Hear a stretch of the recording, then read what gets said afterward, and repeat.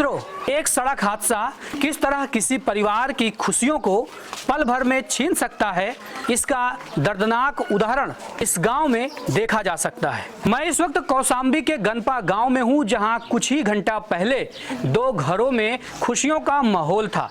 मेहमानों का आना शुरू हो गया था, क्योंकि एक घर में आज बारात आनी थी तो दूसरे घर से कल बारात जानी थी।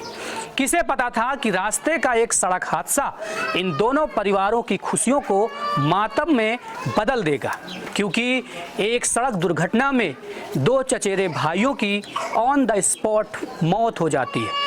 और अब हालात यह हैं कि जहां पर लोग मंडप सजा रहे थे, वहां पर अब इन दोनों युवकों की अर्थी उठाने की तैयारियां कर रहे हैं। पूरे गांव में चीख पुकार मचा हुआ है, घर वाले बदहवास हैं, सभी की आंखें बेहद नम हैं, सभी मायूस हैं। जिस युवक की हादसे में जान गई, उसकी मां हमारे साथ मौजूद हैं, रो रही हैं। कब आपको जानकारी मिली इस हादसे की? शाम को। तब क्या माहौल था गांव में, आप क्या कर रही थी? खाना बना। कैसे सूचना मिली आपको? कौन बताया? माँ इतनी बदहवास थी कि बोल तक नहीं पा रही थी। आप बताइए उस वक्त क्या माहौल था? आपका नाम क्या है?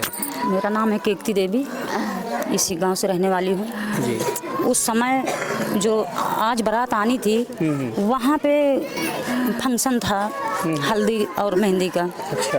उसी फंक्शन में ये लोग सब शामिल थे। कैसे सूचना मिली गांव में? बस गांव में एक दूसरे के द्वारा फ़ोन से जानकारी हो गई कि वहाँ पे कोई हादसा हुआ, तो पता चला, फिर इनके बच्चे निकले। जो लक्ष्मण और सनी थे, जिनकी हादसे में जान गई हैं, कैसे लड़के थे ये और इस शादी की तैयारियों में कितना मस्त थे? बहुत मस्त थे सर, कपड़ा लत्ता सब खरीदे, तैयारी बारात की थी। फिर जहाँ से बारात आनी थी वहीं दावत थी। सोचे दो भाई चाची के लड़के को लेके दोनों चले गए दावत। बताते हैं कि ये जो लड़के खत्म हुए, उन्हीं के परिवार से आज एक बारात आनी थी और कल जानी थी।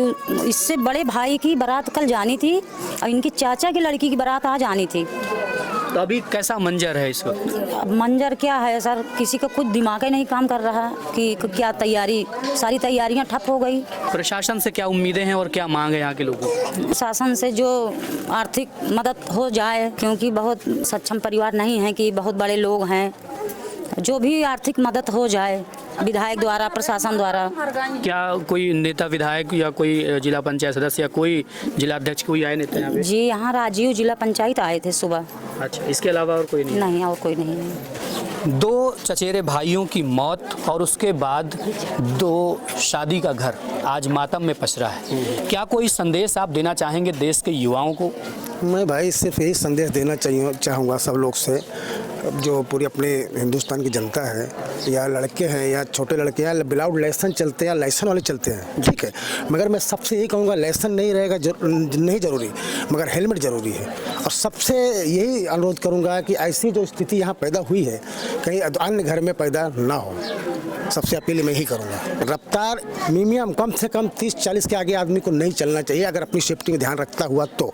एक आदमी घर का जब चिराग बुझता है तो उसके पीछे कितने लोग बर्बाद होते हैं किसी को अंदाजा नहीं है। किसी का घर का मान ले ट्रक वाला मार के चला गया, कोई भी करके हादसा चला गया, ठीक है, मगर उसके घर में क्या अकेला लड़का है कि वही कमाने वाला, उसके पीछे 4 बहन या बेटियाँ, कोई है, माँ है या विधवा माँ है या बाप नहीं है, वो तो चला गया, मगर उसके पीछे जो कठिनाई है उसकी भरपाई कौन करेगा?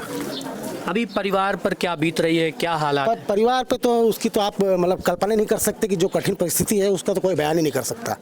नेता नगरी की तो यहाँ तक अभी तक कोई नेता नगरी नहीं आया सिवाय प्रधान के अलावा, और जो हमारे गांव में माननीय लोग हैं अच्छे, जिनकी मतलब थोड़ा उठा बैठी है, वो लोग आए हैं, सहमति जताए हैं, सब बैठे हैं और जो उनकी सहयोग हुआ वो किए, मगर नेता कोई भी, MLA, विधायक, सांसद कोई भी अभी तक नहीं आया हालचाल पूछने के लिए परिजनों से। सब गांव के जो है सब रात दिन अपना जाग के जो भी जिससे हो रहा है वैसा बैठा है, सहानुभूति दे रहा है, वैसा काम कर रहा है। कि जब भी देश के युवा सड़कों पर निकले तो स्पीड और यातायात के नियमों का ध्यान रखते हुए निकले, ताकि इस तरह की घटनाएं देश में कहीं और ना घट सके, किसी और के घर में इस तरह का मातम ना पसर सके। ऐसी और तमाम अपडेट के लिए बने रहिए कौशाम्बी लाइव पर। जय हिंद, जय भारत।